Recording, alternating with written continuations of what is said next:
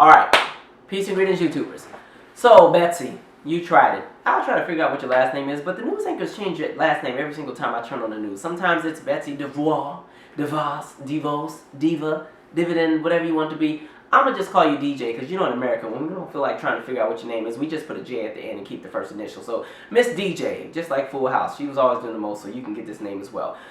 So, Miss DJ, let's jump right into it. As you know, she's in the Trump cabinet, and she has a high position, and she's over education. And she recently released a statement about HBCUs, and a lot of people are very uptight and not really happy about what she said, and they feel some kind of way about it. So let's just jump right into that. By the way, if you don't know what an HBCU is a historically black college or university.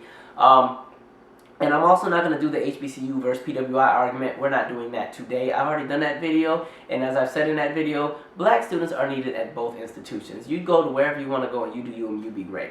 I prefer you go to HBCU, but you do whatever makes you happy. Anyway, let me jump into this statement that she made. So regarding HBCUs, Miss DJ said, they started from the fact that there were too many students in America who did not have equal access to education. They saw that the system wasn't working, that there was an absence of opportunity, so they took it upon themselves to provide a solution. HBCUs are real pioneers when it comes to school choice. They are living proof that when more options are provided to students, they are afforded greater access and greater quality. Their success has shown that more options help students flourish. Now, that was a very Sesame Street, Eureka's Castle, Euphoria, Happy Smoke and Mirrors, cookie cutter explanation of why HBCUs came in. And if you notice, there's something that she took out of that entire conversation. One thing she took out was the entire element of race. And you can't have a conversation about an HBCU without bringing up a conversation about race. And that's why it's important that you make sure people do not try to erase and rewrite your history, because they will always do that. And her definition of whatever she tried to put out in that statement she released, that's an example of, once again, rewriting and erasing history, and also tailoring history to fit your narrative. Because as you know, she's a proponent for school choice, and that's an argument there. And so she tried to correlate the establishment of HBCUs with the idea of school choice. And those things have nothing in common, and that you're not going to sit here and try to say that an HBCU was a pioneer in school choice. Because we have to go back and look at the history of things. So let's rewind and go back. It's 1863, 1864, 1865. Middle of the Civil War.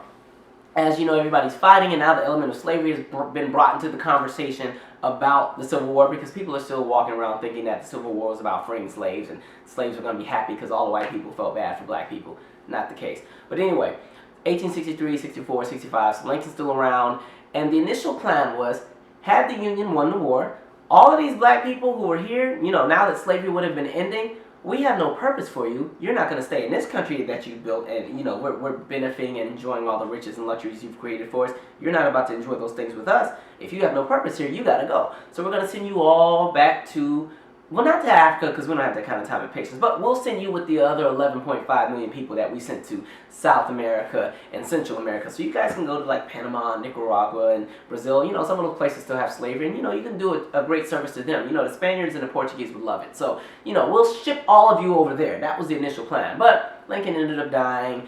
The war was still won, but you know, it's really hard to move 4 million people at once. And then you also had free black Americans who were already living and had their own establishments and everything else like that. Didn't quite work. So the war ends. It's now the 1860s and 1870s, and you have an influx of black Americans who would like to be educated on a collegiate level, because you know they've been working, they're smart, they've done everything that they need to do.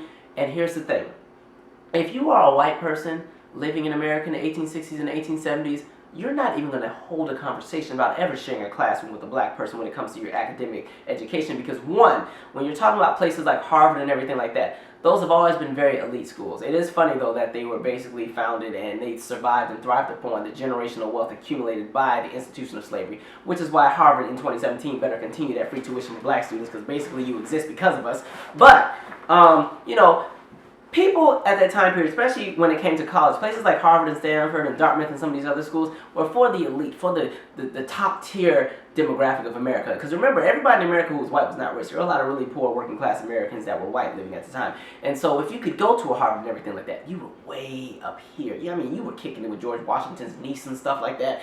And, you know, Thomas Edison's cousin and all. You know, y'all kicked it and y'all played spades and did whatever you did. And so the idea of going to school with the average everyday Joe was out of the question. But there's also one problem. Black people were not even the average everyday Joe, because if you just go back a few years earlier, we were still 3/5 of a person. So black people were way down here, not even on the scale.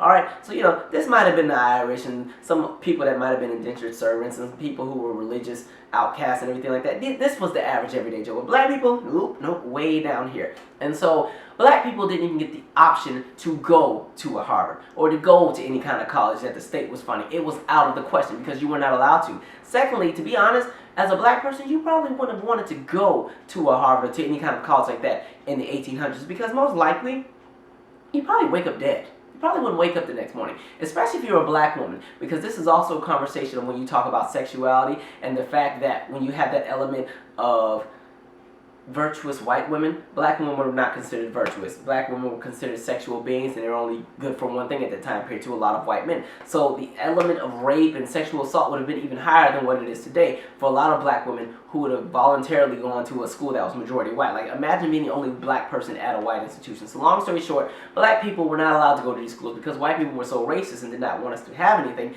That wasn't the option. It was like, look, we freed y'all niggas, but y'all not going to school with us. Not on our watch. That was the conversation. And so in the 1860s began the establishment of HBCUs. In the 1870s and 1880s, and they started popping up everywhere. And this served as a place where students of African descent could go to school and educate themselves. And it also served as a safe space because once again, you wouldn't have to worry about being lynched on your college dorm when you're surrounded by everybody who looks like you because your peers are not going to be trying to kill you for being black.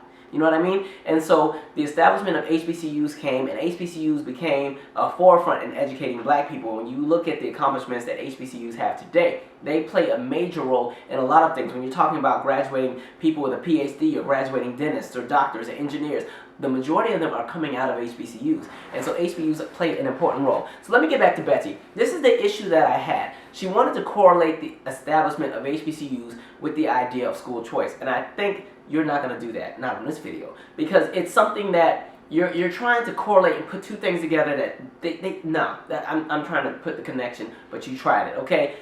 That doesn't count as school choice because once again, black people didn't have a choice. It was you didn't get to go to school. And what happened is we had to create our own thing. And so by her taking the element of race out of that, that's a problem. And like I said, they will rewrite and erase your history. And that's where you have to be careful because people will do that. Like I'm telling you, in 200 years, Michael Jordan, Stevie Wonder, Beyonce, Viola Davis, Spike Lee, they all going to be white people. All right?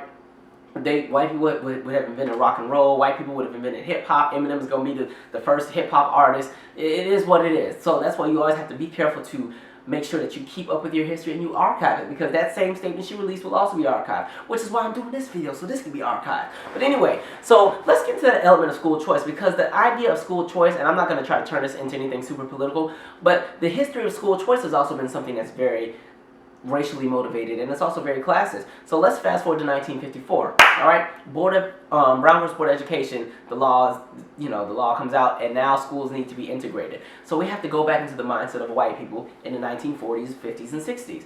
Once again, if you've been taught that you've always been better than black people, because black people every time you see them are violent or whatever else it is.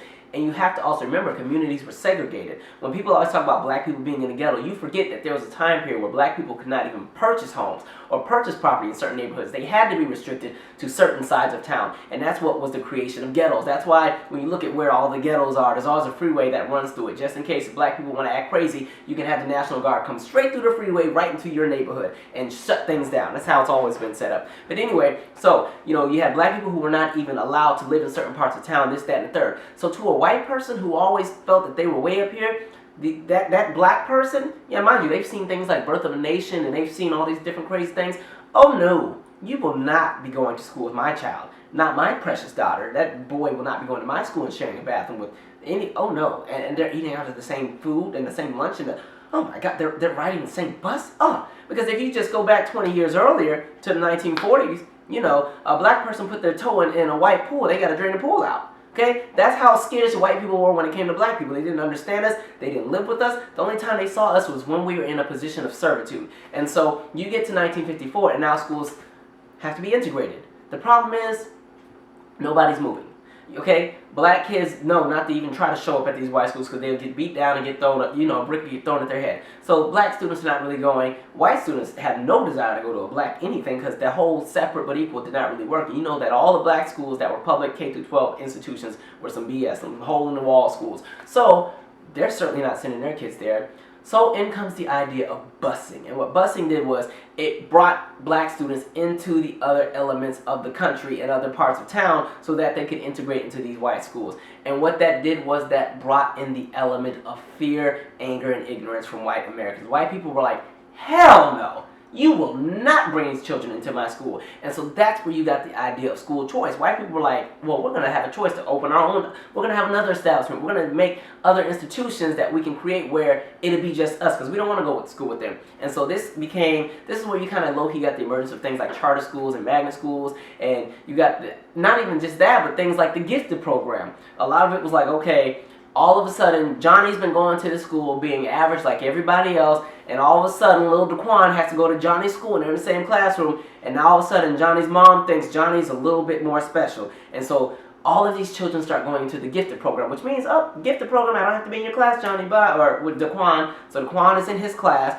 and Johnny moves up. But just to make sure that we don't run into the risk of Daquan getting the opportunity to go into that program, in comes the element of things like remedial classes and special education. Now, there is the element of special education for people who are mentally disabled, but that also goes into the element of people who have behavioral disorders. And so there was this influx of black students who were they just misbehaved. They didn't listen. And so they were special ed. And so Johnny's in the gifted program, and Daquan is not only not in the average class, but now he's in the special ed program. So he's in the back of the school with like 6 other kids in the back of the classroom. And so what that did was it made it harder for people of Daquan's demographic to ever even get an opportunity to have anything. And so, like I said, you had the charter schools that were starting to emerge, and the conversation of charter schools, which I'm really not that heavily against. It is, you do what you need to do to make an environment work. Because I look at a place like DC, and DC is a prime example of this story. DC is an extremely rich and an extremely poor city. And so DC is also very small.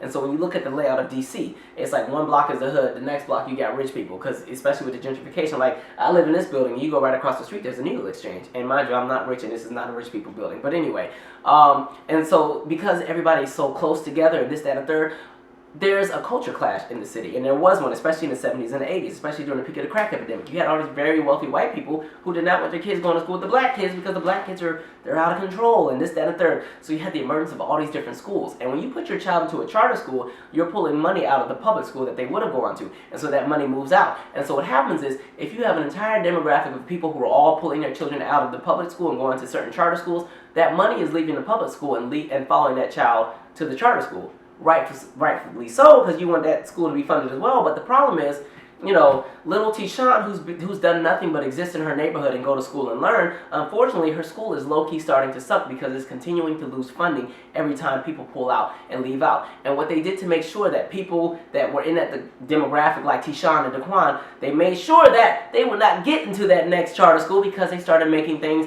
and making the charter schools a little bit more elite. You started having lotteries. You started cutting down on how many students could go to the school. And so you had things like lotteries where it was a lot more harder for children in the black demographic to even get into these schools. Now, a place like DC, because DC used to be a majority black city, the schools are a little bit more diverse. But when you go into other areas in different cities, sometimes the charter schools, when you're talking about diversity, it's not even a conversation. It doesn't exist.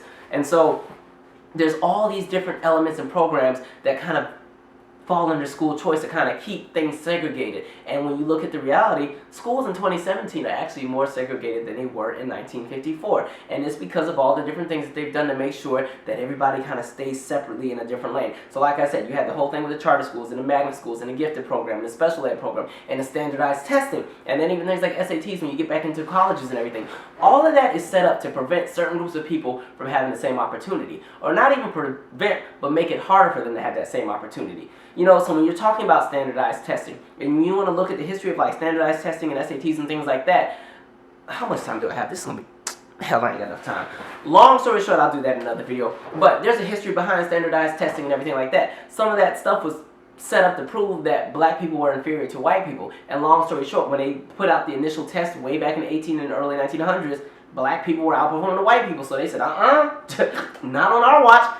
They redid that test, changed some things. They noticed that, okay, we need to up the vernacular. We need to up the diction. We need to put more algebra in here. We need to put in more science. We need to put in more things that black people may not necessarily always have access to. And so when you look at today's modern day standardized testing and things like the SAT and ACT, They're rooted in that structural change that they gave to those tests way back then. And so that's why when you're looking at minority groups, that's why they don't often always perform as well on those exams and everything as the average white student, because when you look at the experience of what it's like to be a black student living in your household, black students are taught to talk differently than how they write. When you talk about white people have a different slang than black people when you're talking about slang and dialects within your household. And so because we have our own way of doing things, we're taught to speak differently than how we write. White kids don't really always have to deal with that same issue. And so that in itself is a major flaw when you're talking about language arts and standardized testing. But I could go on and go on. But anyway, so all of those things play a role into something like school choice. So when you have and by the way, the conversation of school choice kind of varies depending on the tax bracket and the socioeconomic wealth of the area that it is affecting. So it varies and it depends.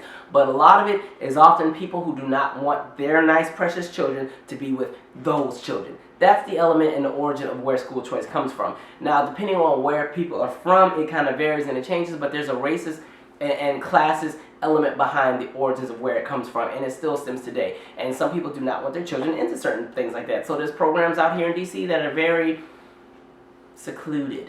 You know, they're not really, they're very exclusive to certain groups of people, and everybody just can't get into them. And so, like I said, the lotteries and all those different things, it varies and it is what it is. So going back to what I was saying, Betsy, you tried it, because that whole hoopla of what I just explained about school choice and all that has nothing to do with why HBCUs were established. Black students had to establish HBCUs because we weren't even allowed to go to school. And had we not done that, who knows what we would be doing today, because apparently y'all were still uneducated. But, so, Betsy, you tried it. Everybody else, make sure you always stay up on history, because people will try to change your narrative and try to change your existence and change your experience to make it fit their own lens. And so, you gotta sometimes fight and put your foot down. So, like I said, Betsy, if you're gonna be making statements about HBCUs, make sure you know what you're talking about, please.